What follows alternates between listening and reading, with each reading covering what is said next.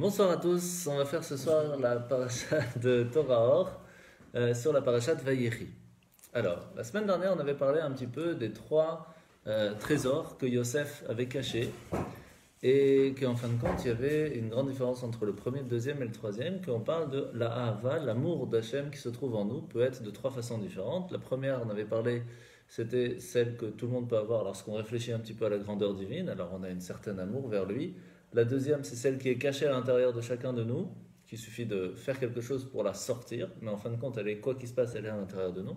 Et la troisième, celle qu'on n'avait pas pu encore tellement tester, c'est ce qu'on appelle la Ahava de Mashiach. Lorsque Mashiach va revenir, alors on va pouvoir la voir.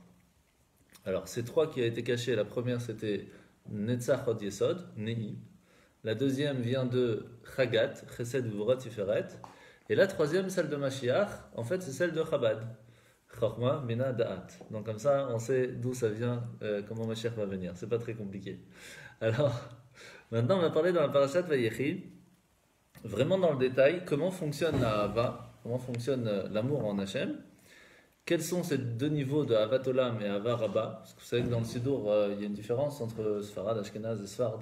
Même Chabad, comment on dit juste avant le Shema Israël? Est-ce qu'on dit Ahavat Olam Aftanu ou on dit Ahava Rabba? Et on va voir qu'ici on parle plutôt d'Ahavat Olam. Après on va expliquer c'est quoi Ahava Rabba. Et on va voir qu'il y a une troisième Ahava, celle un petit peu qu'on a parlé la semaine dernière, qui s'appelle Ahava Beta Anugim. Alors, qu'est-ce que ça veut dire et de quoi on parle? On va essayer de voir tout ça ensemble. Alors, au tout début de ce que je vous ai donné comme feuille, c'est écrit comme ça. Amahar mevaer shalosh dargot be'ahavat Hashem. Ça, je viens de vous expliquer, il y a les trois niveaux d'amour d'Hachem. Le premier, c'est Ahavat Olam. Ça vient du mot Olam, Olamot, les mondes. Ça veut dire après la réflexion, d'avoir réfléchi sur les mondes, on se rend compte qu'Hachem il nous aime. Rabba, ça c'est vraiment quelque chose d'extraordinaire, c'est celle qui est à l'intérieur de nous. Et Ta'anugim, ça vient du mot Ta'anug qui veut dire le plaisir. Réussir à avoir un plaisir tellement grand dans l'approche du divin qui nous amène à un amour spécial. C'est très spécial comme amour, on va essayer d'en parler un peu plus. Alors, maintenant, Ma'amar niftach bepasuk chakli le'enaim meyain velavan shinaim mechalav. Il y a un grand pasuk très connu, très difficile aussi à traduire, qui dit comme ça. Lorsque les yeux, entre guillemets, sont rouges, il y a un souci, il y a un problème, c'est grâce au vin qu'on peut ou l'enlever ou que ça peut venir. On va expliquer un peu de ce que ça veut dire. Après, et le blanc des dents, ça vient d'où? Grâce au lait. Alors bien sûr ici, quand on traduit comme ça littéralement, on n'y comprend rien. Et on va voir ici de quoi ça parle. Alors ici dans le texte, c'est écrit comme ça. Qu'est-ce que ça veut dire que le vin réussit à nous faire une joie vers Dieu? Et on avait parlé de ça un petit peu la semaine dernière avec Yosef. On avait expliqué que Yosef c'était un tzaddik. Et tzaddik, ça se dit comment dans la Torah? Tzaddik yesod olam. Le premier pérec du Tanya Pashut. Et donc on comprend que le Yosef, c'est le prinat de Yesod. Nichnas yain, yatsa sod. Yesod, c'est yain et sod. Donc en fait, de quoi on parle ici? Qu'est-ce qu'il avait caché en fin de compte Yosef? On avait parlé de la hava, de l'amour en Dieu. Lorsque va rentrer le vin, cet amour va sortir. Mais c'est quoi le vin? C'est la partie de la Torah qu'on n'apprend pas par obligation, comme de l'eau, qu'on est obligé sinon on ne peut pas vivre. On apprend comme le vin c'est pas une obligation de boire. Mais quand on en boit, on est joyeux. On est content, il y a un kiff. Quand on apprend la Torah avec un kiff, alors ça nous donne une certaine amour qui va se dévoiler en nous, qui est différente. Ça c'est un petit peu la base pour expliquer un petit peu le lien qui est entre la parashat Vayigash et la parashat Vayechi de maintenant. Donc maintenant, qu'est-ce que c'est cette histoire de vin? On vient d'expliquer. Par contre, on n'a pas expliqué quel rapport avec les yeux. Pourquoi est-ce que les vins va faire un niveau avec les yeux? Quel rapport? On va essayer d'expliquer. Et il y a aussi une deuxième partie, c'est celle qu'on va expliquer bien plus tard ce soir, c'est celle du chalav, du lait, avec le blanc des dents. Donc il y a plusieurs choses, le blanc, les dents, le lait.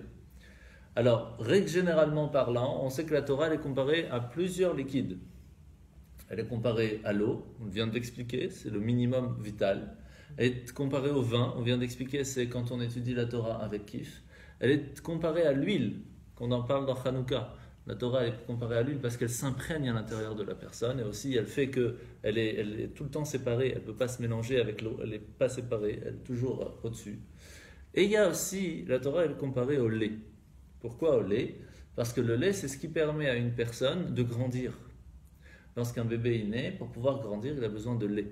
La même chose pour une personne, elle a besoin de lait, elle a besoin de la Torah. Donc tout ça, c'est des niveaux différents de Torah. Alors bien sûr, on connaît un peu le Pardes, le Pshat, le Remez, le Drash et le Sod, le niveau simple de la Torah. C'est un petit peu comme l'eau, si vous voulez. Le Drash, l'explication. Après, on a le Remez, pardon, les allusions. Après, l'explication. Et puis après, en fin de compte, il y a le Sod. Donc ça, c'est vraiment les secrets. Et ça, c'est plutôt le Yahin, en règle générale. C'est grâce au vin. Quand on a un kiff, on ressent beaucoup plus la Torah. On comprend tout à fait différemment lorsqu'on a les secrets de la Torah. Comme quand on apprend le Torah. Or, on voit la Torah, les psukim, d'une façon totalement différente. Pardon. Quelle est la différence entre l'explication après le remez et l'explication avant le remez? Parce qu'il dit le chat, c'est le sens simple. Après, il y a le Remez, c'est moi qui me suis trompé. Ah, L'allusion, le Remez, puis après le Drash, l'explication, et puis après le Sod, le secret. Ok. Pardes. Ouais, ok. Donc, ça c'est généralement, on a expliqué un peu comment ça fonctionne. Maintenant, on va voir dans le chapitre 1 de quoi on parle. Alors, le mot Olam, quand on dit Avat Olam, lorsqu'Hachem il nous aime, quand nous on a réussi à avoir un amour vers Dieu grâce à Avat Olam, ça c'est quand on a un amour des mondes. Donc on n'a pas réussi vraiment à aimer Dieu lui-même, parce qu'on ne sait pas ni comment il est, ni ce que c'est, ni rien, c'est pas possible. Mais on a réussi avec une certaine compréhension de la grandeur, ne serait-ce que de sa lumière dans le monde spirituel qu'il a construit juste au-dessus de nous, qu'on arrive à se rendre compte qu'on n'est rien du tout, et donc il nous aime puisqu'il nous donne tout ça, et qu'il a créé tous ces mondes supérieurs pour nous. Ça nous amène à un niveau d'amour extraordinaire. C'est comme quelqu'un qui se réveille un jour, qui dit « Mais je me rends compte quand même que mon père, il a construit telle cabane dans le jardin pour moi, qu'il a construit tout son travail autour de moi, qu'il a géré tout son temps, tout son emploi du temps autour de moi. Tout ce travail, toute cette organisation que pour moi, ça donne un amour de l'enfant vers le père. » La même chose lorsqu'on se rend compte que Hachem, il gère chaque petite chose dans le monde pour que nous, on puisse vivre. Alors automatiquement, il y a un amour qui arrive. Ça, c'est l'amour que tout le monde peut avoir. Si on réfléchit un petit peu, on se rend compte que tout autour de nous fonctionne pour que nous, on puisse vivre. Ça, c'est un amour qui s'appelle Ahavat Olam. Donc, ça vient du mot Olam, qui veut dire Olamot. Les mondes, c'est Idbonenut Beolamot. La différence, elle est grande quand même. Pourquoi? Parce que lorsque la Neshama, l'âme, elle vient s'habiller dans le corps, elle fait partie du corps, entre guillemets, elle s'habille complètement. Mais à la différence que lorsque Hachem se trouve et s'habille dans les mondes, c'est pas lui qui s'habille dans les mondes, entre guillemets, c'est que sa lumière. Donc on ne peut pas vraiment dire que c'est exactement la même chose quand l'âme, elle vient s'habiller dans le corps, qu'on peut ressentir un peu la même chose, comment Dieu s'habille dans le monde. Même si on sait que la Neshama, en fin de compte, c'est qu'une lumière qui arrive chez nous. Mais quand même, c'est quand même une c'est quand même une partie divine qui vient s'habiller en nous. C'est pas que une lumière non plus. Et donc, on ne peut pas dire que c'est exactement la même façon quand Hachem il se trouve à l'intérieur du monde. Comment est-ce que la Neshama se trouve à l'intérieur de nous? C'est pas exactement la même chose, mais on peut dire que ça y ressemble pour avoir une certaine compréhension de comment Hachem s'habille dans le monde simplement pour nous. Alors, comment est-ce qu'on peut essayer de comprendre cette différence? Quand on parle d'un roi, est-ce que le roi se trouve avec le peuple tout le temps dans le pays? Non, il est chez lui. Qu'est-ce qui fait le règne du roi dans le peuple, dans le pays? C'est son nom. Quand on dit le roi, tout de suite on a une crainte, ou de l'amour. Ça dépend comment il est le roi. La même chose. Ici, dans notre monde, c'est lorsqu'on entend Hachem, tout de suite on a une crainte ou de l'amour. Mais le roi n'est pas spécialement avec nous. Même si en fin de compte, Hachem, il est tout le temps avec nous. Mais sa présence divine, qui vient montrer qu'il est présent, elle n'est pas tout le temps avec nous. C'est ça la différence. Et c'est pour cela que c'est écrit cette phrase très connue, Ishtabar Shemolad. Vous savez, quand vous demandez à quelqu'un comment ça va, il vous dit Ishtabar Shemolad. Ça veut dire que soit béni son nom à tout jamais. Pourquoi on parle du nom? Parce que le nom fait quand même simplement montrer de qui on parle, mais lui n'est pas là. C'est ça la grande différence. C'est pour cela, par exemple, le Modéani, quand on dit Modéani le matin, comment on peut se permettre de faire Modéani alors qu'on va parler avec Hachem et qu'à ce moment-là, on n'a pas encore fait Netilat? Parce que tant qu'on s'attache à un nom d'Hachem, c'est limité, parce qu'on vient de le limiter. On parle pas à lui directement, on parle à son nom. Mais lorsqu'on fait le Modéani, on ne dit pas le nom d'Hachem, parce qu'on parle à lui directement. Modéani Fanecha, je suis juste devant toi. Et là, il n'y a pas de pureté, d'impureté. Avec Hachem lui-même, ça n'a pas de différence. Tout est extraordinaire, tout est lumière pour lui. Et donc, on peut se permettre, même avant d'avoir fait Netilat, parce que là, le Modéani, on est devant Hachem lui-même. Et c'est pour cela que quand on répond au Kaddish, qu'est-ce qu'on dit? Amen Yehe Shemé Rabba. Que son nom soit. Et là, on dit qu'il amène bracha, etc., etc. Mais encore une fois, c'est que le nom. C'est que le prénom, c'est entre guillemets, c'est qu'une partie. C'est vraiment ce qui montre. C'est même pas un tzimtzum, c'est juste un tac. On ne peut pas dire que nous, on est notre prénom. C'est deux mondes tout à fait différents. Le prénom vient seulement montrer qui est la personne. Et donc, le mot bracha, qui veut dire aussi amshacha, qui veut dire ramener, c'est simplement essayer de ramener un petit peu de lui lorsqu'on dit son nom. Alors, qu'est-ce que nous, on doit essayer de faire? On ne doit pas s'arrêter à la imuna, on ne doit pas s'arrêter à la foi en Dieu, on doit essayer de comprendre un peu c'est quoi le nom d'Hachem. Ça, c'est Veyadata et Hachem Elokecha. Et tu devras connaître ton Dieu. Et Hachem Elokecha.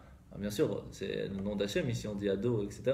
Mais là, on parle du nom. On doit connaître le nom d'Hachem. C'est-à-dire qu'il faut connaître au moins une certaine partie d'Hachem pour pouvoir comprendre à qui on parle. On ne doit pas s'arrêter simplement à la Emouna. Bien sûr que c'est important, c'est même la base de tout la Emouna, la foi en Dieu. Quoi qu'il se passe, je l'écoute. C'est vrai, mais on ne doit pas s'arrêter à là. Naase Venishma, il faut aller apprendre, il faut comprendre, il faut essayer de comprendre à qui on parle. Et donc ça, on ne peut l'apprendre que lorsqu'on apprend une partie qui est secrète de la Torah. À part si on arrive à étudier la Torah écrite de façon secrète, sans les livres secrets, c'est plus compliqué. Alors, qu'est-ce qu'on dit à la fin aussi? On dit le alam ou l'olme almaya idvarech.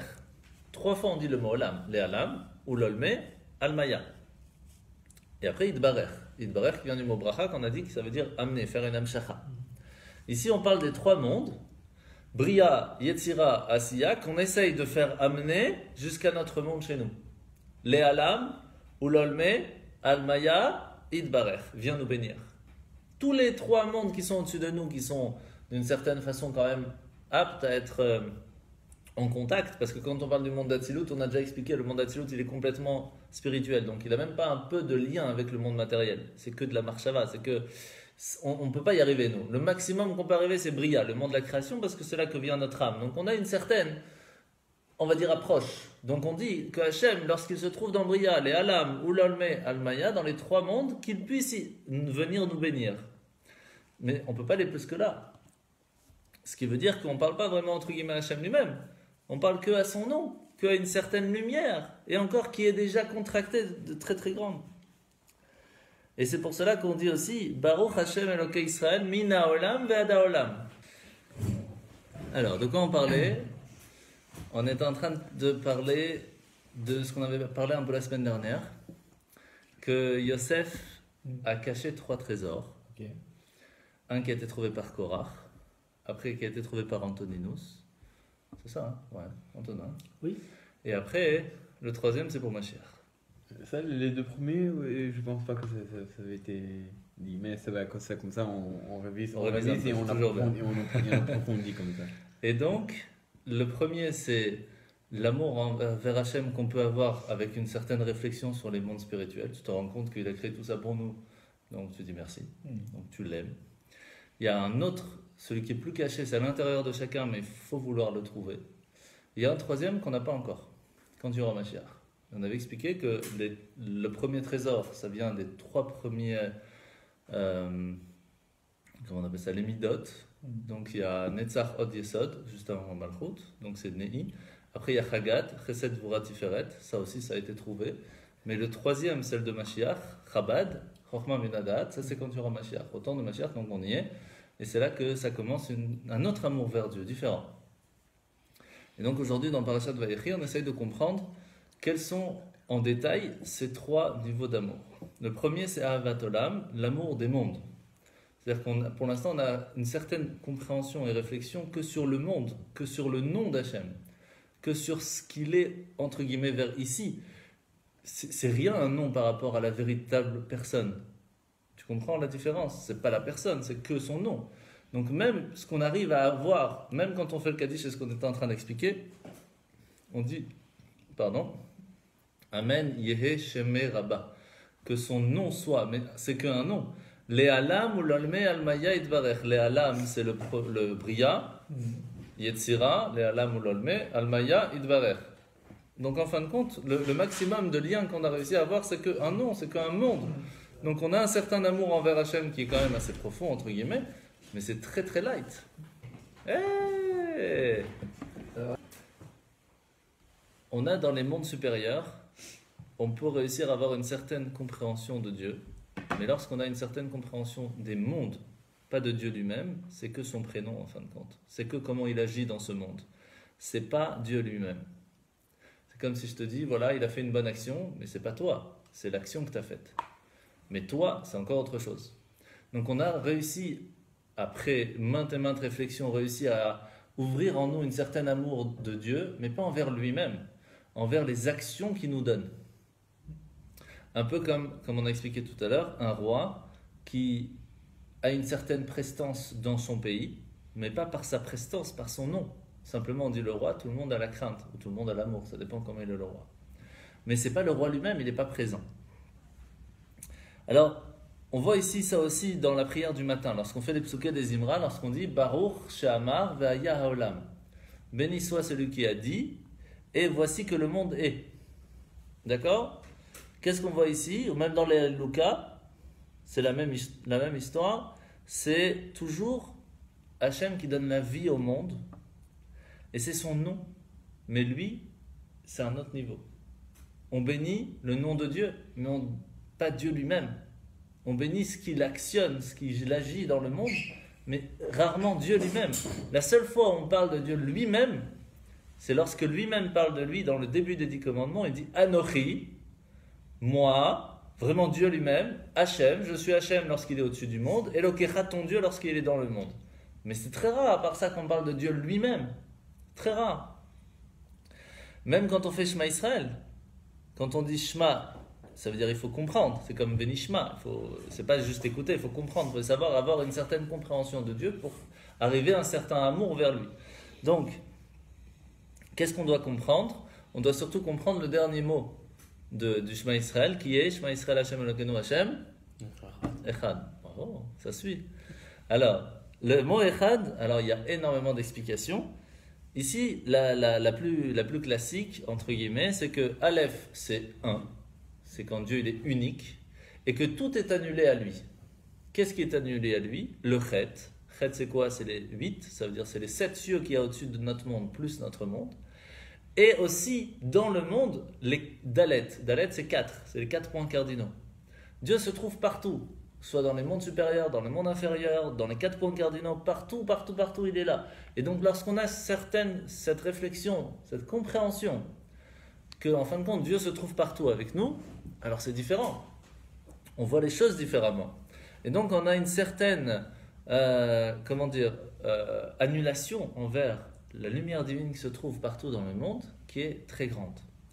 Et de l'autre côté, on peut avoir et la crainte, parce qu'en fin de compte, on n'a pas grand-chose, et une amour énorme, parce que par rapport à nous, on est vraiment tout petit, et quand même, il fait attention à chaque petite chose de notre vie. Ça, c'est extraordinaire. Alors, qu'est-ce qui se passe juste après qu'on a dit Shema Israël? Qu'est-ce qu'on dit comme phrase? Baruch, Shem, Kevod, etc. Encore une fois, Baruch, qui soit béni, on a dit Bracha, ça veut dire Amshacha, ramener une certaine lumière, mais de où? Shem, encore une fois, du nom. On ne parle pas de Dieu lui-même. Mais Dieu lui-même, c'est encore un autre niveau. Et même lorsqu'on parle de, juste après qu'on a réussi à dire Baruch Shem, qu'est-ce qu'on dit? Ve'afta et Hashem Elokecha. Donc encore une fois, on parle des noms de Dieu, mais à un niveau plus haut, bien sûr, le niveau de Dieu lorsqu'il est au-dessus du monde, mais quand même, c'est pas encore Dieu lui-même. Mais on essaye de faire, lorsqu'on dit Ve'afta et Hashem Elokecha, d'arriver à aimer à ce que Dieu, quand il est au-dessus du monde, se trouve dans nous, Hashem Elokecha, qui soit ton Dieu à toi personnel, que tu arrives à ressentir que lorsque Dieu il est au-dessus du monde, il fait attention à toi à chaque instant, Et lorsque tu as cette compréhension que Dieu fait attention à toi, vraiment à chaque petit moment de toute ta vie, alors il y a un amour spécial qui vient. Parce qu'on ne peut pas obliger quelqu'un à aimer s'il n'aime pas. Comment tu veux obliger un enfant à manger des épinards? Faut pas. Je vais me faire allumer. Mais comment on peut dire à quelqu'un aime Dieu et j'aime pas? Alors on fait comment? T'aimes pas quelqu'un, tu peux rien faire. Là on oblige à aimer. Parce qu'en fait c'est pas quelque chose qui est obligé, c'est quelque chose qui est ancré en nous. Cet amour est déjà présent. Mais étant donné qu'on n'a jamais réfléchi à ce qu'il nous donne, à qui il est, à comment ça fonctionne le monde, alors on n'arrive pas à comprendre. Souvent ça peut arriver dans un couple aussi, qu'au début il y a beaucoup d'amour et puis d'un moment il n'y en a plus. C'est pas qu'il n'y en a plus, elle a toujours été cet amour, elle est cachée à cause de quoi? Ça peut être à cause du métro boulot dodo, tout simplement parce qu'on veut plus se rendre compte de tous les bienfaits d'un côté ou de l'autre. Et donc en fin de compte, lorsqu'on a une certaine réflexion sur ce qui se passe, sur ce qu'il ou elle ramène dans le couple, ramène dans la famille, ça peut être financier, ça peut être moral, ça peut être dans l'aide, ça peut être tellement de choses, eh bien l'amour va venir, parce qu'elle est déjà là. Et malheureusement, cet amour peut aller en haine si elle n'est pas travaillée. Parce que autant il y a de l'amour, autant ça peut tourner complètement de l'autre côté. Donc ça doit se travailler. C'est pour cela que très souvent, celui qui va avoir le plus de haine envers Dieu, c'est souvent celui qui à l'intérieur de lui, il a beaucoup de lumière, d'amour de Dieu. C'est toujours comme ça. Et donc c'est pour ça qu'il faut se travailler, et pas seulement lorsqu'on voit quelqu'un qui a beaucoup d'haine, il essaye toujours de faire contre le judaïsme, il ne faut pas spécialement voir ça mal. C'est l'inverse. Il faut dire, mais c'est parce qu'à l'intérieur de toi, tu as beaucoup de lumière, tu as beaucoup de possibilités, de potentiel pour être quelqu'un d'extraordinaire spirituellement parlant. Mais il faut pouvoir le faire, il faut pouvoir le dévoiler. Et ça, comment faire? Alors, ceux qui étaient là la semaine dernière savent, mais on va essayer de trouver la réponse aussi maintenant. Qu'est-ce qu'on dit? Comment on dit ton cœur en hébreu? Le cœur, c'est lève. Ton cœur, libecha. Ici, c'est écrit leva vecha. Il y a un problème il y a un petit souci ici. On fait deux vêtes. Parce qu'en fait, dans le cœur, on a deux parties. Pour ceux qui ont écouté le petit mot de Torah ce matin, le cœur a deux parties. Ça fait beaucoup de petits messages. Hein. Il y a deux parties dans le cœur. Une partie gauche qui est avec du sang, une partie droite qui est avec ventricule droit qui est fait d'air. Ouais. Alors, qu'est-ce qui se passe? On a le mauvais penchant qui se trouve, entre guillemets, l'âme animale qui se trouve dans le côté gauche de sang, parce que lui, il veut simplement que tout le corps en profite, donc il fait passer tout le message, même jusqu'au cerveau, parce qu'il dit au cerveau, réfléchis comment tu peux me donner à moi en tant que cœur ce que j'ai envie. Et puis il y a l'âme spirituelle, qui elle se trouve dans le cerveau par contre. Elle est générée par la réflexion, et qui va faire passer le message au ventricule droit, là où il y a de l'air, à dire qu'est-ce qu'il faut aimer, qu'est-ce qu'il ne faut pas. Et donc lorsqu'on a une réflexion sur la grandeur de Dieu, on peut arriver à pas seulement notre ventricule droit, pas seulement le bon penchant va aimer Dieu, parce que ça c'est facile, mais que même le ventricule gauche, même le Yetzer Hara, même l'âme animale va vouloir faire des choses pour Dieu. Je vois que le contraire. C'est pas évident. Faire que ton âme animale te dise allez viens on va faire quelque chose pour Dieu. Alors il y a une fois par semaine où c'est automatique. Shabbat, on peut manger pour le kiff, pour Dieu, parce qu'on le fait pour Shabbat. Donc il n'y a même pas de travail à faire. Quand on mange pour Shabbat et on se fait un kiff, on amène ça du côté Kadosh. C'est magnifique. Pourquoi ce ne serait pas comme ça toute la semaine? Parce qu'on doit travailler à ça. Que lorsqu'on va manger, on va se faire un kiff pour mieux étudier. On va prendre un bon Fanta, une bonne glace, le méchanet, mais pour mieux étudier après, et on arrive à faire ça. À faire que notre volonté de notre cœur puisse être pour Dieu. Et ça, c'est pas évident. Et ça, c'est la force de Shema Israël. Et ça s'appelle comment? On a dit il y a deux sortes d'amour vers Dieu. Pour l'instant, on est à trois. Avat Olam et Avar Rabba. Ici, c'est Avat Olam. Pourquoi? Parce que juste avant de faire Shema Israël, qu'est-ce qu'on fait comme bracha? Avat Olam Aftanu Hashem Elokeinu. On fait ici l'amour de Dieu qui s'appelle Avat Olam, l'amour des mondes. On n'est pas encore arrivé à un niveau d'amour vers Dieu complète. On parle ici de comment Dieu il agit dans le monde. On a eu cette réflexion, comment il agit dans le monde, comment il nous aime, et automatiquement, on va avoir un amour vers lui. et arriver à faire le Shema Israël comme il le faut. Parce que faire le Shema Israël comme il le faut, c'est vraiment pas évident. Ça, c'est comment c'est expliqué Avat Olam. Maintenant, on va essayer d'expliquer Ava Rabba. Niveau ou au-dessus ou au-dessous. On va voir qu'est-ce que c'est Ava Rabba. Ava Rabba, c'est un amour profond. Ça veut dire que chacun de nous là, à l'intérieur de nous, on a cet amour. Comme entre un père et un fils, quoi qu'il se passe, cet amour est présent. Mais, des fois, il peut y avoir des disputes entre père et fils. Même pas que des fois. Donc, comment faire pour que cet amour ne soit pas caché ou transformé en haine, mais plutôt dévoilé et que tout se passe bien? Ce serait super. Alors, c'est pas évident. D'abord, savoir qu'à l'intérieur de nous, on a une partie de Dieu. On a vraiment une partie divine qui se trouve en nous, c'est ce qu'on appelle la Neshama, l'âme. Lorsqu'on a compris ça, on sait que Hachem, il n'a jamais changé, il ne changera jamais. Ça veut dire que l'intérieur de nous, ce qu'il y a à l'intérieur de nous, est une partie divine qui n'a pas changé, qui ne change pas, qui ne changera pas. C'est-à-dire que même avec toutes les bêtises qu'on peut faire dans notre monde, dans notre vie, les pires choses qu'on puisse faire, à l'intérieur de nous, on a un diamant qui restera diamant. Et que notre vrai nous, c'est pas notre corps, comme on l'a déjà souvent expliqué. Notre vrai nous, c'est notre âme. Ok ? Ce qui fait que notre vrai nous ne changera pas. Il sera toujours bien. Alors qu'est-ce qu'on fait lorsqu'on fait des bêtises? On met de la boue sur notre âme. Mais lorsqu'elle part, cette boue, on redevient nous-mêmes. C'est comme la princesse qu'on a déjà expliqué. La princesse qui arrive au palais, qui est toute trempée de boue, etc. Tout le monde se moque d'elle. Mais quand elle change ses habits, elle est magnifique, ça reste la princesse. Même chose, on peut arriver au ciel avec plein de boue, on change nos habits, on est au top, parce qu'on reste les princes. Donc ça, c'est l'âme qu'on a à l'intérieur de nous qui est extraordinaire. Mais, qui arrive à utiliser cette âme? C'est comme quelqu'un qui vous dit, moi j'arrive à utiliser mon cerveau à 100%. Déjà, à 1, ce sera déjà pas mal. Qui peut dire, j'utilise mon âme à 100%? Ça, c'est tzadikim. C'est rare, très rare. Mais alors, combien de pourcents on utilise? Qu'est-ce qu'on peut utiliser véritablement? Alors ici, déjà il faut essayer de comprendre, est-ce qu'on peut comparer, est-ce qu'on peut réussir à comparer les mondes supérieurs, même le plus grand monde supérieur, avec Dieu?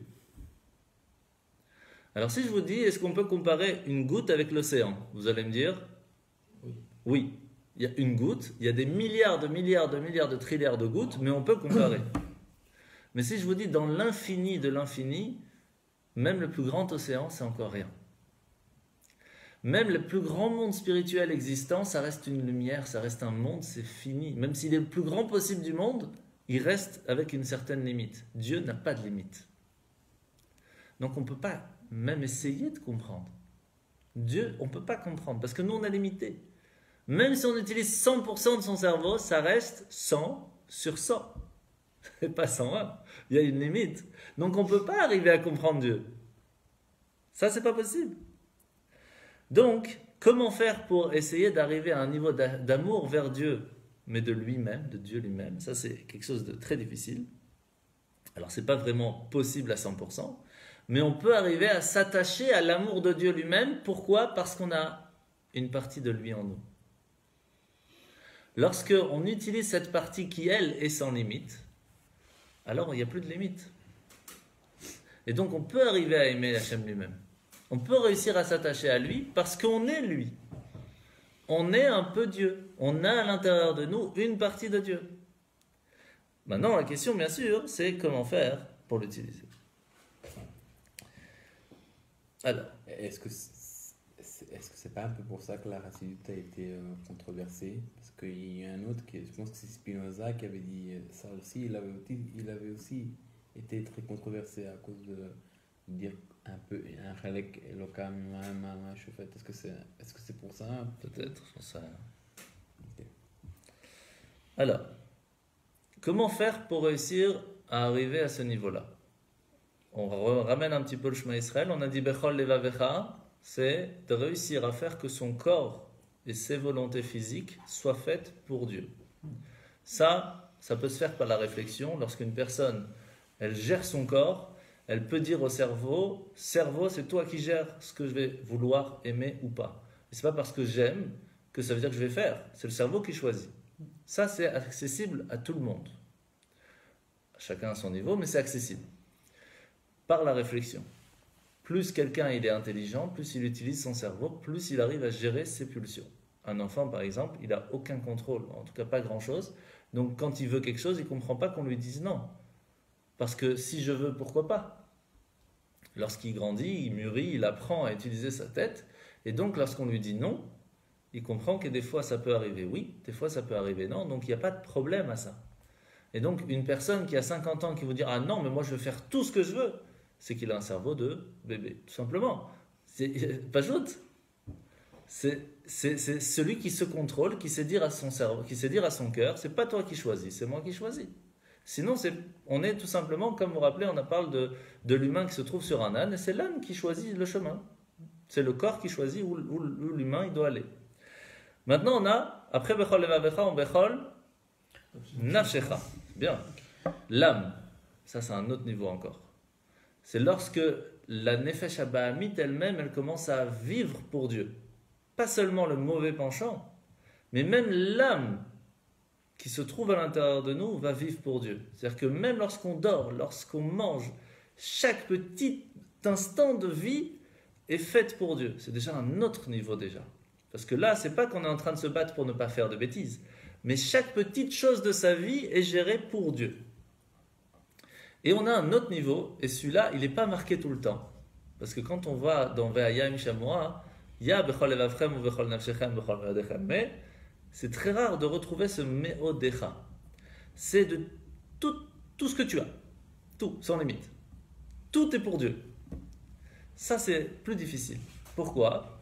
Parce qu'on est humain, et quand on dit tout, mais alors c'est-à-dire que même nous, c'est-à-dire que j'existe plus en fait.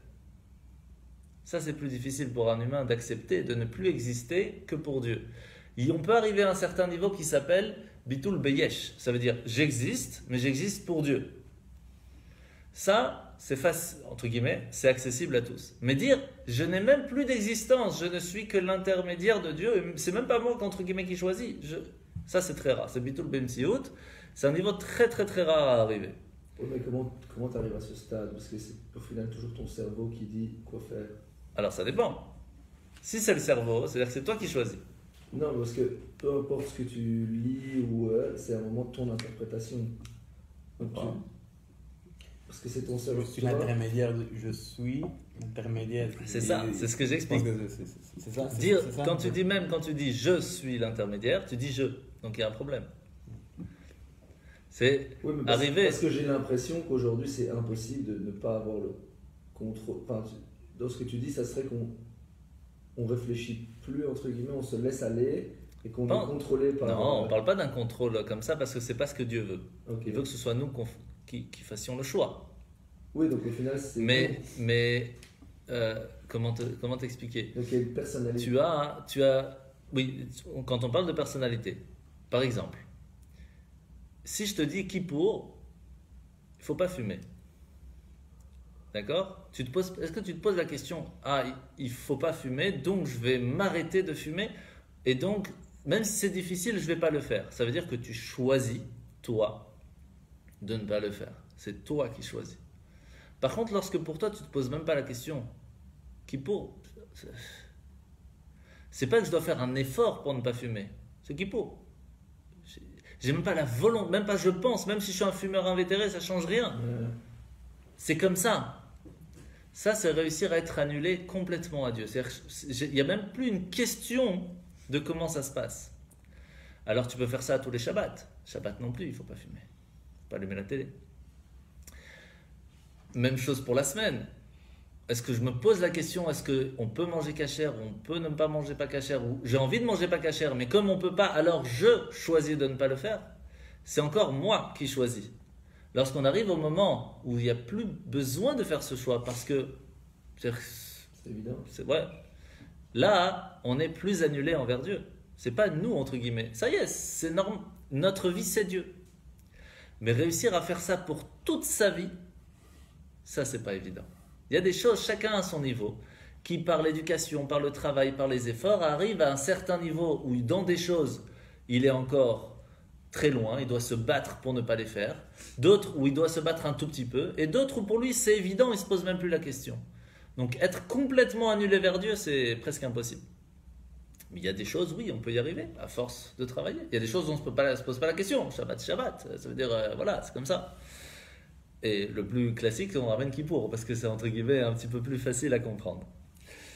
Ça dépend du public. Ça dépend du public, oui, bien sûr. Alors, donc, quelle est la différence avec le Meodecha? C'est plus fort que le cœur. Parce que le cœur, ça veut dire qu'il y a le cœur, il me demande, et je dis non. Ça, c'est la réflexion que le cerveau contrôle le cœur. Ici, Meodecha, c'est tout ton être. Ton être est complètement voué à Dieu. À ce moment-là, il y a un amour qui est tout à fait différent, ce qu'on appelle le Ahava Rabba. Un amour qui est majoritaire, c'est-à-dire qu'il est énorme, il est très fort. Il remplit tout ton être au point que pour toi, toute ta vie est gérée pour lui faire plaisir. Très souvent, vous pouvez voir ça chez les enfants. Un enfant, il y a un moment, il va s'arrêter, il va faire un dessin, et pour lui, il est concentré dans son dessin, alors qu'il ne veut rien dire le dessin, mais il le fait pour qui? Pour ses parents. Et cet amour, il est complet. Il n'y a pas de « j'ai envie de faire autre chose », il est complet pour ses parents. C'est ce qu'on appelle Avaraba. C'est le lien qu'il y a entre un père et un fils, et qu'on peut avoir nous aussi, entre nous et Hachem, parce qu'on est ses enfants. Et donc par cela, on peut arriver à ce niveau énorme. Mais il est caché en nous, ce qui veut dire que quoi qu'il se passe, on peut le faire ressortir, mais il y a un certain travail à faire. On n'a pas encore expliqué quel est le travail pour le faire ressortir. Pour résumer, Avatolam, l'amour des mondes, ça veut dire de Dieu, comment est-ce qu'il agit dans le monde, se fait et arrive que par la réflexion. Donc c'est un nouveau travail qui doit se faire par chacun, c'est pour cela qu'il est différent chez chacun. Plus on a une connaissance toranique et de la grandeur, comment Dieu il agit dans son monde, ou par exemple, quelqu'un il ressent comment Dieu l'a aidé dans sa vie, donc il va l'aimer plus que l'autre. Donc c'est un amour personnel entre lui et Dieu, entre guillemets, parce que c'est un amour qu'il y a entre lui et Dieu. Et il y a l'amour qui est chacun d'entre nous, sans distinction, chacun là, mais qu'il va être travaillé de façon différente chez chacun. Alors, puisqu'on a expliqué que lorsqu'on a une certaine réflexion, on arrive à Avatolam. Alors, qu'est-ce qu'il faut faire pour avoir Avaraba, ce niveau plus haut? Qu'est-ce qu'il faut faire? Alors, on a expliqué au tout début, Nichnas Yain Yatsa Sod. Rentre le vin, sort les secrets. Tu veux savoir les secrets, tu fais boire. Tous les secrets sortent. Lorsqu'on étudie la Torah, pas simplement parce que c'est obligatoire et parce que c'est vital, parce que sans ça, on sent qu'il nous manque quelque chose. Ça, c'est quand on boit de l'eau. On a besoin de ça, sinon on ne peut pas vivre. Mais lorsque quelqu'un boit du vin, c'est-à-dire qu'il a déjà la partie vitale, mais il veut quelque chose de plus. Il veut se faire un kiff. Lorsqu'on étudie la Torah pour le kiff, on ressent le kiff quand on étudie la Torah, et ça peut être dans plusieurs choses. Ça peut être on apprend un morceau de Gemara et on se fait un kiff parce qu'on a vraiment compris tout ce qu'il y a dedans. Ou on apprend la partie Chassidut, la partie Kabbale, où on ressent un kiff différent dans son âme. Dans ces parties-là, on a réussi à faire sortir un amour différent qu'on a en nous. Vous savez, il y a une personne qui est déjà venue voir le Rabbi qui lui a dit Rabbi, j'ai une grande question, je vais toutes les semaines à un cours de Kabbale, mais je ne comprends rien, mais rien du tout, mais par contre ça me fait du bien. Mais je ne comprends rien, mais ça me fait du bien. Elle dit continue, à force, ça va venir. Ton âme, elle comprend. Toi, à l'intérieur de toi, tu comprends. Il y a quelque chose qui se passe, parce que c'est une partie qui s'appelle Yain. C'est la partie qui donne de la joie dans la personne. Et donc ça, c'est Nichnas Yain Yatsasod, et c'est pour cela que on appelle ça dans le chesed, dans la bonté, dans la lumière qu'Hachem il a mis lorsqu'il a créé le monde. Il y a deux lumières. La première lumière, il a caché. La deuxième, c'est celle du soleil. La première lumière qu'il a cachée, elle a duré combien de temps? Elle s'est cachée après 38 heures. Presque. 36. 36 heures. Et pourquoi 36? Parce que combien de bougies on allume à Hanouka? 36. Chaque lumière de Hanouka qu'on allume, c'est les lumières de la première création du monde qu'on réussit à rallumer. Vous imaginez la force de cette lumière? On ne se rend même pas compte de ce que c'est la lumière de Hanouka. Et c'est pour cela qu'on peut l'allumer à l'extérieur. C'est très spécial cette lumière. Bon, on n'est pas au cours de Hanouka, donc on ne va pas trop rentrer dans le détail. Mais en tout cas, cette lumière s'appelle comment dans la Torah? Rav Chesed. C'est une grande lumière sans limite. Mais c'était trop grand, trop fort. Donc il l'a caché. Il l'a caché où? de façon physique dans la lumière de Hanouka, mais de façon spirituelle et morale dans notre âme. Et on peut l'utiliser, tous les tzadikim l'utilisent facilement, entre guillemets, parce qu'ils ont une âme qui est spirituelle en soi, mais nous on doit la travailler. On doit aller étudier la partie cachée de la Torah pour retrouver ce qui est caché en nous. Donc c'est simple. Si vous voulez retrouver les choses qui sont cachées en vous, il faut étudier la partie cachée. C'est pas plus compliqué. Et qu'est-ce qu'on dit quand on fait le Ashrei Yoshvé? Vous savez, quand on fait Ashrei Yoshvé, il y a une phrase que si on n'a pas dit et qu'on n'a pas réfléchi, même si on l'a dit mais on n'a pas réfléchi, on doit la refaire. Laquelle? Poteach et yadecha umasbia lechol chai ratzon. Ouvre tes mains et viens donner à manger à toutes les créatures qui se trouvent dans le monde. Pourquoi? C'est comment on dit cette phrase? Dans la prière le matin, Ashrei Yoshvé betecha, on dit Poteach et yadecha umasbia lechol chai ratzon. Quand on dit cette phrase, alors la partie simple, ça veut dire on est en train de prier à ce que pas seulement nous on ait de quoi manger, mais que chaque personne dans le monde puisse avoir de quoi manger. Mais en fin de compte, quand on dit Poteach et yadecha, si on prend les premières lettres de Poteach et yadecha, ça fait P c'est 80, oui.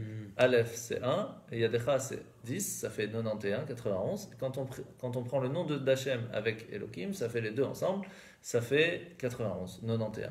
Donc en fin de compte, c'est réussir à faire le lien entre Dieu lorsqu'il est au-dessus du monde et comment Dieu se trouve dans le monde. On fait le lien pour que la bénédiction puisse passer.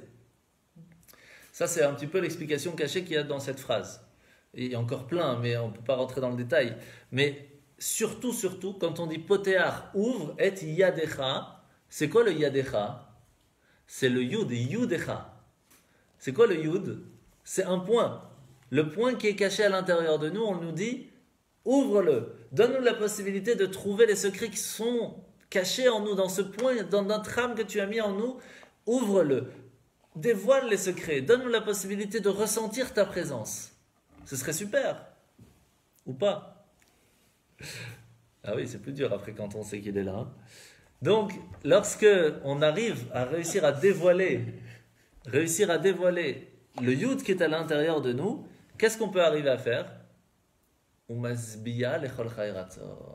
Puisqu'après il est ouvert, tu peux donner à manger à tout le monde. Il n'y a plus de limite. Donc on dit à Hachem, ouvre tes secrets et donne à tout le monde la possibilité de les ressentir. Et qu'est-ce que c'est écrit tout de suite là? Masbia lechol chai. Qu'est-ce que tu dois donner à chaque créature? Ratzon. C'est quoi Ratzon? La volonté. C'est quoi la volonté de Dieu? C'est qu'on fasse les mitzvot, qu'on fasse les 613 commandements.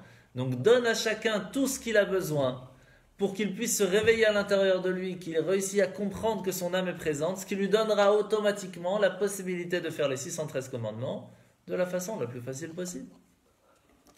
Quoi de mieux? Et donc, ça en fait, c'est à l'intérieur de nous, chez chacun. Et il y a, comment on peut l'utiliser?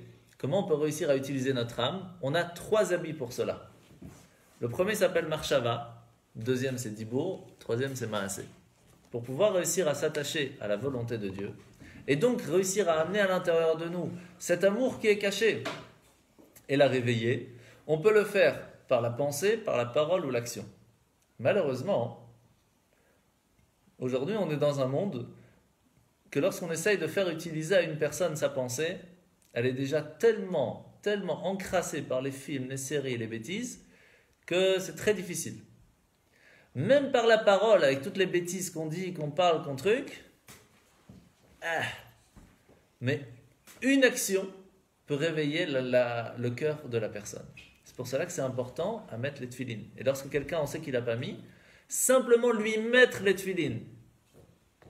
C'est une action qui réveille l'âme, ça met de l'essence sur le feu et c'est parti. Souvent, ils ont posé la question au Rabbi, mais peut-être il n'a pas fait Netilat, peut-être Vassi, qu'est-ce qu'il a fait la journée? Mets les tefilines. Tu mets l'essence sur le feu il crame, il enlève tout. Et c'est ça qui se passe en fin de compte. On fait une action, on s'attache à l'amour caché qui se trouve en nous, et là, il y a c'est sans limite. Puisque c'est une partie divine. Il n'y a pas de limite. C'est Dieu qui se réveille en nous, et là, on peut tout changer. Du jour au lendemain, par un seul tefilin. Une petite chose, on a fait une bracha. Ça, c'est extraordinaire. Dans l'arbre, au sujet de l'action, c'est dans Netzar, Od et Yesod alors. Oui, si bien sûr, toujours. C'est plus haut que cette problématique, n'est-ce pas? Alors, c'est pas que c'est plus haut, c'est beaucoup plus bas, mais c'est plus proche à nous. Oui. Ouais. L'action est plus proche à nous. D'accord. Après, on va plus haut, on arrive jusqu'à Chabad. Ça, c'est vraiment de la compréhension divine. Ça, c'est un autre niveau. Mais c'est sûr que c'est mieux d'arriver à ça. Mais déjà, il faut commencer avec quelque chose. Et souvent, les gens, c'est ça qu'il faut un minimum. Et la réponse est simple. Tu crois qu'ils font beaucoup aujourd'hui, en fait, font un minimum. Je veux dire, pour la plupart des juifs, il y a beaucoup de gens qui font pas même le minimum. Mais ça, c'est relatif.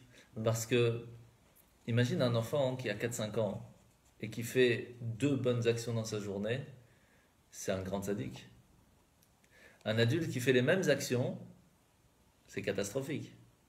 Mais un adulte qui a le même âge spirituel que cet enfant, ces 2 actions sont magnifiques. Mais c'est ça, là je n'ai pas dans le passeport. Spirituellement parlant, il y a des gens qui ne savent pas ou qui ne sont jamais fait. Donc spirituellement parlant, on peut avoir 1 an, 2 ans, 3 ans, 5 ans. Il faut comprendre que même les questions et les réponses que Rachid donne sur la Torah, c'est pour les enfants de 5 ans. On n'arrive même pas à comprendre les questions. Même la question, on ne la comprend pas. Donc on est loin spirituellement, très loin. Donc chaque petite chose qu'on va faire, c'est extraordinaire. C'est vraiment chaque petite chose qu'il faut faire. Alors le secret, c'est quoi? Parce qu'il commence à être un peu tard. C'est une chose. Kviut itim la Torah. Ça, c'est le secret. Vous voulez réussir à faire retrouver en vous cette force cachée qui se trouve et réussir vous aurez dans vos mains une force illimitée. C'est Gviut itim la Torah. Ça veut dire fixer un moment dans la semaine ou dans la journée. Fixe. À ce moment-là, j'étudie. Le monde s'écroule, j'étudie. Ça peut être le mardi à midi au resto, ça peut être le jeudi soir de 20h à 21h, ça peut être avec le petit mot de Torah tous les jours. Mais on sait, à telle heure, on étudie. Et quoi qu'il se passe, lorsqu'on a fixé un moment pour la Torah, on a cette lumière qui est là, qui attend. Et lorsque le moment est là, elle se réveille. Et c'est important donc de fixer, pas simplement d'étudier de temps en temps, ça c'est bien, mais c'est pas la même chose qu'avoir fixé. Vous savez, quand on arrive là-haut, on ne nous pose pas la question est-ce que tu as étudié, ça ils savent. Mais est-ce que tu as fixé un moment pour la Torah? C'est une des questions qu'on pose quand on arrive là-haut. Et encore plus, lorsqu'on fixe un moment de la Torah, qui ne sera pas un Torah d'eau, simplement pour vital, ou de lait, qu'on va apprendre c'est quoi de lait, ou d'huile qui va simplement nous imprégner, mais de vin. De vin qui va nous donner un kiff d'étudier, et ça c'est les parties de Nichnas Yain, Yatsa, Sod. C'est-à-dire que réussir à apprendre les parties cachées de la Torah qui vont nous donner la possibilité de retrouver ce qui est caché en nous. Pour ça, très souvent, on peut avoir des gens qui ont appris beaucoup de Torah, mais pourtant, à l'intérieur d'eux, ils n'ont jamais changé. Parce que l'étude n'était pas des études cachées de la Torah, que la partie dévoilée. Donc, ils ont réussi à changer leur partie dévoilée, mais pas leur partie cachée.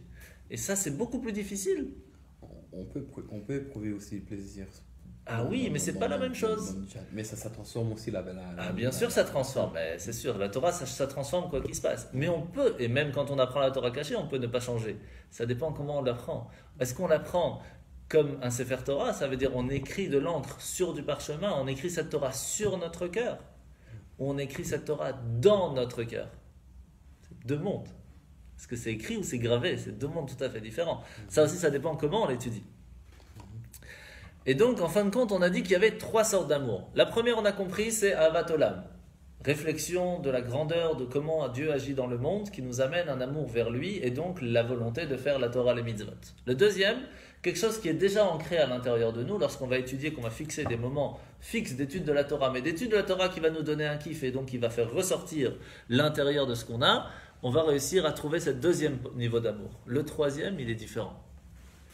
Ou pas. On va voir. Ava beta anugim. L'amour d'Hachem vers le plaisir. C'est quoi? Alors en fait, il y a au tout début, quand on a commencé, on a ramené un verset. Ce verset c'était Chakli le'enaim miyain. Lorsqu'une personne elle a des yeux qui deviennent rouges, alors ça vient du vin. Ça veut dire quoi? On a la possibilité de voir avec ses yeux de façon tout à fait différente.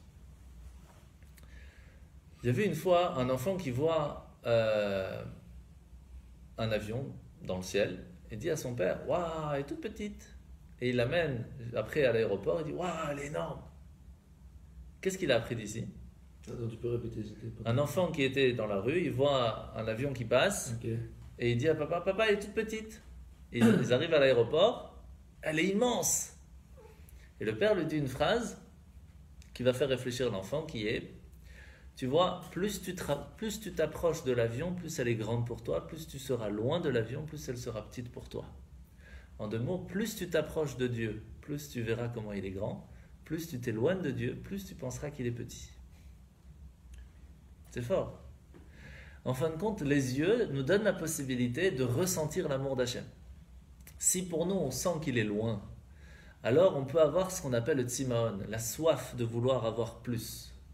Mais lorsqu'on arrive à avoir Dieu les yeux dans les yeux, avoir une approche vers Dieu tout le temps, on vit avec lui à chaque instant, etc., on peut arriver à savoir ce qu'on appelle le oneg.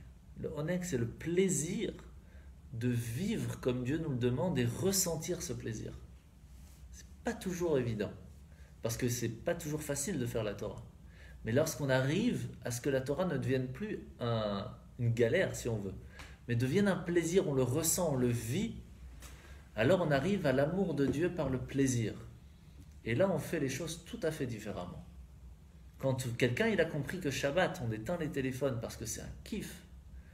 Shabbat, on attend ça avec impatience. C'est l'amour de Dieu vers le kiff.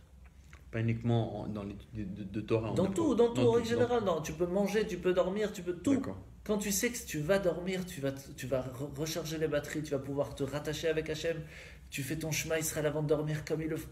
Ça change toute la vie. Tout change. Tu vas manger, tu sais que tu vas prendre des forces, tu vas le faire pour Dieu, tu vas pouvoir remonter des étincelles divines à un niveau plus spirituel. Chaque petite chose de ta vie peut changer lorsque tu vis parce que tu es proche de Dieu. Ça, c'est un troisième niveau d'amour qui est très, très difficile à acquérir. Mais qu'on peut arriver. On peut arriver. Et comment est-ce qu'on ramène ça ? Avec deux colombes. Vous savez que les colombes se regardent énormément les yeux dans les yeux. Et plus ils se regardent, plus ils s'aiment. C'est mignon. La même chose. Plus on va essayer de voir Dieu dans les yeux, plus on va réussir à le comprendre et donc à l'aimer. Et en deux mots, plus on va manger, plus on va avoir faim, si on veut. Plus on va regarder Dieu les yeux dans les yeux, plus on va réussir à comprendre. Si on observe de plus en plus comment Hachem il est vraiment là à chaque instant pour nous, on va avoir cet amour qui va venir. Et comment est-ce qu'il a fait attention que chaque petite parole de la Torah elle est faite pas pour nous embêter, mais pour nous aider en fin de compte. Tout en règle générale. Il y a des choses très difficiles à faire dans la Torah. Mais quand on se rend compte que c'est pour nous aider, que quand on les suit, on vit vraiment de façon bien meilleure. Quand on voit les autres autour de nous, on se dit mais chaval, dommage, mamash, pas shoot. Quand quelqu'un il n'arrive pas à faire Shabbat, c'est dommage pour lui, il rate quelque chose dans sa vie. Il n'y a rien à faire. Et tant qu'il n'aura pas testé le Shabbat, il ne pourra pas comprendre. C'est pas quelque chose qu'on va expliquer, il faut le vivre. Et il n'y a pas que ça, il y a tellement de choses. Et donc en fait, les yeux vont être rouges de plaisir lorsqu'on va être proche de Dieu, on va le regarder les yeux dans les yeux. Et il y a un deuxième niveau, le Avat Olam, ça c'est réussir à avoir le kiff de faire les mitzvot, c'est-à-dire comprendre c'est quoi les mitzvot, chaque détail, pourquoi on doit le faire, etc. Tout ça ensemble va nous amener en fin de compte à avoir un ta'anoug mamash, un kiff complet de vivre avec Dieu. Et la dernière partie de ce verset c'était Vechalav shinaim mechalav. Le blanc des dents viennent du lait. Il y a une partie de la Torah qui s'appelle le lait. Pourquoi ? Parce qu'on sait que dans le corps, on a 248 membres. D'accord ? Qui doivent recevoir la vitalité en mangeant, en buvant. Et c'est important de manger, etc. Comment on fait pour manger ? On doit écraser la nourriture avec ses dents pour pouvoir, en fin de compte, à ce qu'elle, quand elle arrive dans le corps, elle puisse être répartie comme il le faut. Si elle n'est pas bien écrasée, elle n'est pas bien répartie, elle part plus facilement. Et donc, c'est pas bon dans le corps. C'est pas réparti comme il le faut. Et les 248 membres, il y a des soucis derrière. Donc, qu'est-ce qui fait que le corps entier réussit à vivre comme il le faut grâce à ce qu'on a mangé ? Grâce aux dents. Les dents, c'est vraiment une base. Une des bases les plus importantes. Mais pour que le corps réussisse à ce que les dents fassent bien le travail, il faut que les dents soient blanches. Il faut aller chez le dentiste, d'accord?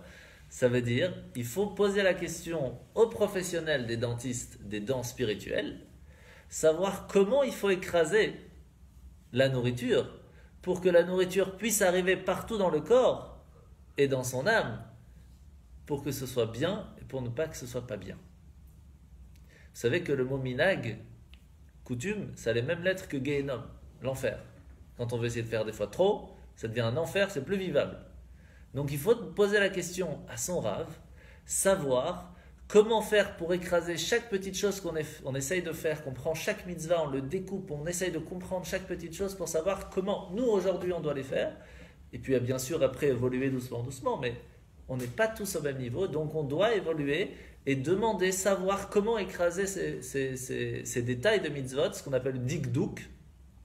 Dikdouk, ça veut dire venez voir les détails de chaque mitzvah, et ça vient du mot dak, qui veut dire fin. On va écraser chaque petite chose, ça veut dire les mettre de façon fine, pour comprendre chaque petite chose de la vie, chaque petite chose de la Torah et des mitzvot, pour pouvoir le faire de la meilleure façon, pour que ce soit en fin de compte intégré à l'intérieur de la personne, et pas pour que ça nous fasse du mal. Ce qui peut malheureusement arriver lorsqu'on ne le fait pas comme il faut. Quelqu'un qui saute du 1er au 100e étage, il se fait mal. C'est pas possible. Donc une personne qui commence à évoluer, pas lui dire fais tout d'un coup. Bien sûr qu'il faut tout faire d'un coup, mais c'est pas possible. S'il essaye tout de faire d'un coup, quand il va descendre, ça fait encore plus mal. Donc il faut évoluer. Et ça, on a besoin d'un dentiste. Et des fois de l'orthodontiste, parce que les dents sont même mal mises. Donc on a besoin de quelqu'un de professionnel qui va nous montrer comment est-ce que sa façon de penser de la Torah et des mitzvot, elle n'est pas bien, il faut les remettre d'aplomb, avant de pouvoir même mâcher pour savoir comment faire, parce que des fois on a une façon de réfléchir sur la Torah qui est en soi déjà pas bonne. Donc il faut d'abord remettre les dents à sa place, comme il le faut. Et ça vient grâce à quoi? Grâce au chalav, le lait. Pourquoi le lait? Parce que le lait, c'est ce qui permet de faire grandir. Un bébé, un enfant, il a besoin de lait pour grandir. C'est ça qui permet à ce que les membres puissent grandir de la meilleure façon. C'est très important. Et grâce à ça qu'on va prendre le lait de la Torah, la partie de la Torah qui va nous permettre de comprendre la Torah, les petites choses, mais qui sont en fin de compte la base de l'éducation juive, on va pouvoir comprendre comment réfléchir ne serait-ce que à savoir comment réfléchir et comment à découper les mitzvot pour savoir comprendre comment faire et qu'est-ce qu'il faut faire et comment il faut le faire, et surtout la raison pourquoi il faut le faire. Alors on pourra en fin de compte réussir à manger, à donner tout ce qu'il faut à son corps, et là réussir à avoir cet amour envers Dieu, cet amour envers la Torah, et bien sûr l'amour qu'on a envers les mitzvot qu'on a reçus par Hachem. Et lorsqu'on a cet amour, alors toute la vie devient amour. Le lait, est-ce que ce serait plutôt la partie à la rique? Non, le lait c'est plutôt la partie midrash, si tu veux, la partie qui vient te donner, quand tu parles à un enfant de la Torah, surtout tu vois qu'on commence avec Bereshit, avec Shemot, on lui raconte l'histoire, et Abraham, et Yitzhak, avec une histoire, c'est la bonté, on vient avec le cœur, quand il a 3 ou 5 ans, on lui met du miel sur la lèvre bête, on lui fait manger, parce qu'on doit lui parler avec, ça doit être gentil, ça doit être magnifique, il doit sentir le kiff, c'est ça qui va le faire grandir. Okay. Et après, lorsqu'il a compris ça, il va commencer à mâcher. Après, il grandit, l'enfant, il commence à mâcher. Et quand il mâche, on doit lui apprendre à mâcher. Fais attention, par-ci, c'est par-là. Il apprend. Et après, il commence à parler, il commence à grandir. Et là, il commence à réfléchir. Et donc, on lui apprend plus haut. Et donc, il faut bien commencer quelque part. Okay. Et donc, il faut chacun à son niveau. Et c'est pour cela que c'est important d'avoir un dentiste et un ortho. Donc, vous savez qu'il faut aller voir. Alors, il faut savoir que ce soir...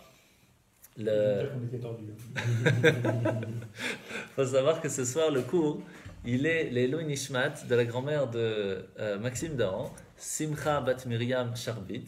Et donc, on espère que son âme puisse profiter de cette étude et que son âme soit en paix au Gan Eden, et Bezrat Hashem, et que cela puisse profiter à toutes les personnes qui en ont besoin, que ce soit physiques ici dans ce monde et aussi dans le monde spirituel. Amen.